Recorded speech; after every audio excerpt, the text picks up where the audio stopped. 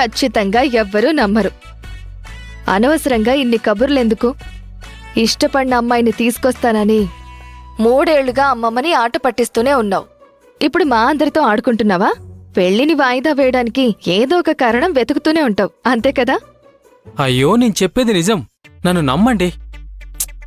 మిథిలా, ఒక గమ్మత్తైన విషయం జరిగిందని చెప్పాను కదా. సరే సరే, నువ్వు చెప్పిందే నిజం అనుకుందాం. చెప్పు, ఎవరా అమ్మాయి? తన పేరేంటి? తెలీదమ్మమ్మా. విరాజ్, ఆ అమ్మాయిది ఈ ఊరేనా? తెలీదు. ఎక్కడ చూశావు? సాయంత్రం ఫంక్షన్కి వెళ్ళాను కదా, అక్కడ చూశాను. సరే, ఆ అమ్మాయి గారు రమ్మని చెప్పు, అమ్మ ఒప్పుకుంటారు.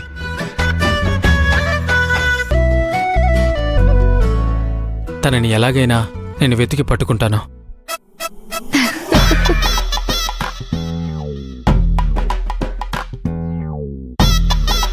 నేను సీరియస్గా చెప్తుంటే ఎందుకు అందరూ నవ్వుతున్నారు? ఇంత కామెడీ చేసి నవ్వొద్దంటే ఎలా విరాజ్? విరాజ్ సీరియస్గా ప్రేమాగీమా అని చెప్తుంటే నేనొక్క క్షణం నిజమనుకున్నాను తెలుసా? మిథిలా, నేను చెప్పేది నిజం. సరే సరే, ఇక వదిలేయండి. దొరికిపోయాడు, ఇక ఎక్కువ ఆట పట్టించకండి. అబ్బాయిలందరూ అంతే. అమ్మాయిని వెతుకుతున్నారు అంటే చాలు, ఏదో ఒక కారణం వెతుక్కుంటారు. కాని ఈసారి నువ్వే మాటిచ్చావు, ఏం చెప్పినా తప్పించుకోలేవు. కానీ నువ్వేం టెన్షన్ పడకు. నువ్వు చెప్పినట్టు మిథిలానే ఆ అమ్మాయిని ఓకే చేసింది. ఇన్ఫాక్ట్ ఈ అమ్మాయి పర్ఫెక్ట్ అని సజెస్ట్ చేసింది కూడా తనే.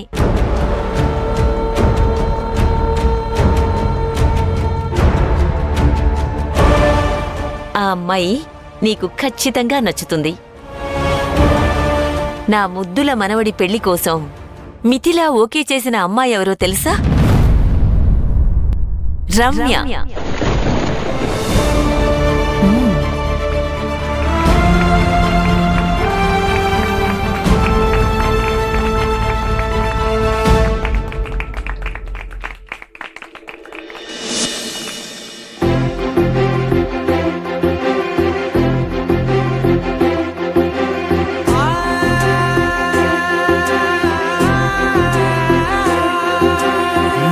కనులు ఎప్పుడు కననే కనని, పెదవులెప్పుడు అననే అనని, హృదయం ఎప్పుడు వినని వినని మాయలో తేలుతున్నా. మనసు తలుపే తెరచి తెరచి, వెలుగు తెరలే పరచి పరచి, కలలు నిజమై ఎదుట నిలిచి పిలిచనే ఈ క్షణాన.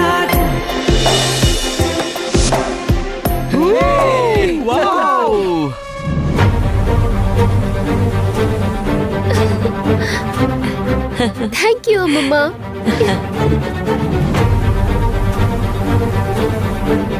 అరుంధతి నిలయంకొచ్చే కొత్త కోడలు రమ్య.